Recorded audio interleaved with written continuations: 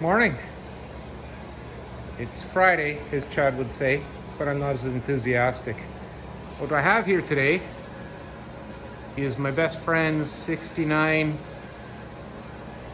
Chevy GMC. I don't remember, the grill is out of it right now. We dropped the Vortec in it with a 4L60E. It's got the air conditioning, cruise control, power steering. We're working on the exhaust. We're gonna try and get it all routed in today, welded up. And this is a same era Blazer fuel tank we're gonna put in the back, but I gotta cut the top off the 97 Chevy tank and weld it onto the top of this tank. Now I don't know whether I'm gonna put it here or whether I'm gonna put it there or there. It all depends on how the piece on the truck works out, and whether or not we got to drop this for clearance for the fuel lines. That's something we're working on. Yeah, so I'm going to put it down and pull a fuel tank out of it. Buddy's gone for parts.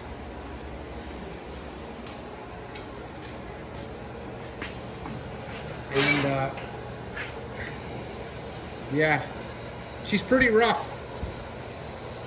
It's been sitting probably, I'm gonna say, all of 18 years. We started on this about 3 years ago, but you know how things go. Sometimes stuff doesn't really work out. I'm gonna have to kick off right away because I'm gonna run out of arm length to lower the lock, hold the lock on the hoist. So I'll be back in a minute. I'm back. It's a bit of a mess. Ignore that. That's from the donor truck. You know, you got no place to put stuff. Well, this becomes a catch-all. Lots to empty out of here. We need to prep to relift the box off as well, because I got suspension work to do on it yet. There's some drop coil springs in the back that we got to put in. The front might be a bit of a drop. We haven't compared them yet, but once we get to the front end, we'll start working on. I'm going to weld buckets in.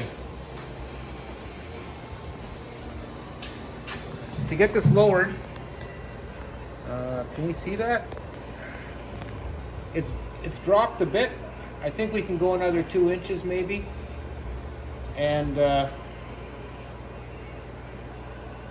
weld in a piece of pipe and just basically drop the control arm base mount where the spring goes.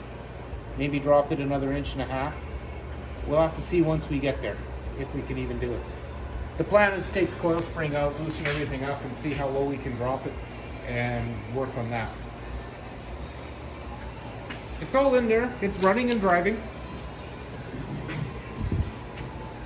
And a few more odds and ends to do, and then this thing will be ready to rock. We had used the HVAC housing from the 97 and fit it in. Interior's nowhere near done. A couple of bucket seats. Steering column is way out of whack yet. Way out of whack, but we're working on it. Okay, I'll bring you up to speed maybe once we get the fuel tank hung and take it from there. This is next 3 days we're doing this. Well, as usual, get to working and forget to do any video. Mufflers are on, tailpipes are hung the way he wants them. The fuel tank cleaned up, painted, ready to go on. Yeah, a couple little extra spouts to cover. Found a hose for a filler neck. Going to use, temporarily at least, a marine style filler that'll go in the bed for, and it'll be on that side at the very back on the bed floor, about there. Uh, so yeah, it's been productive, but yeah, we managed to cut the tank out. Had to shorten the pump, and instead of putting that little on those GM fuel pumps, the little standoff that goes in the tank, there's a little support, and then there's the sock, the filter. We just chose to cut that piece off and tie wrap it to the standpipe. The pump isn't going anywhere. The hose is held in nice and firm. Everything's nice and solid. I think it's better. Yeah, so that's it for now. Pretty excited because tomorrow we're going to be able to fire this thing up, I think. Unless we hit snags. I got to stretch the wires, stretch the fuel lines, and yeah. So the filler neck, I don't know if you can see, this side. Yeah. Where is it? Right there. You see the hole in the frame? That's where the filler neck's got to go through.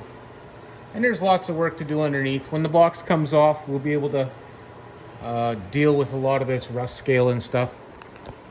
That'll be, box comes off, and then summertime we can needle scale it all and clean it up. But I was trying to convince him to do the tilt-out tail light for the filler neck, but he doesn't like that idea. Thinks it's too much work. So maybe I'll build one for the Studebaker. But cab corners are coming, rockers will be coming. We'll get those done. The rest of it, we're just gonna bash sheet metal out and make it go. Who knows? Maybe we'll have our cruising this spring. Oh, I found bushings. These trailing arms, they're pretty rough. And we're changing the coil springs, so we figured, well, if they're gonna get bushings or something anyway. So I went on Marketplace. Actually, the last time I went hunting for them, I couldn't find any. Went on Marketplace, and I found these guys. They're not 1969 Chevrolet pickup trailing arm bushings. These are 69 Impala bushings. So what I got to do is find a piece of tube that size that I can bore out to fit and make this a press fit. And I'm welding it into a piece of 2x3 heavy wall rectangular tubing that we're going to make into trailing arms. That's going to be a whole nother build in itself, but not something we can't achieve. Just make a jig for welding it together, a few measurements, it'll be good to go.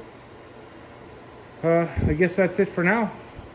I'd like to thank you both for watching, and hope you have an awesome rest of the day, and I guess we'll check in tomorrow once this thing's running.